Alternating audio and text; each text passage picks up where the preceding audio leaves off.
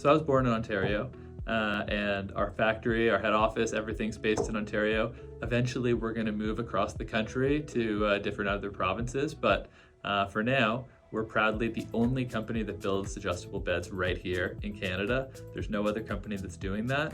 And because of that, it allows us to employ a lot of amazing, really hardworking, skilled workers. But at the same time, by cutting out traditional overhead, by cutting out the middleman and a lot of the shipping charges, we can offer better pricing, well, really being confident in the warranties of the product. So I love when there's win-wins like that, where you kind of have the synergy of employing a lot of amazing local Canadians, having better pricing for our customers, and then on top of that, adding better quality beds that we can offer longer warranties on. I mean, it's a pretty cool thing.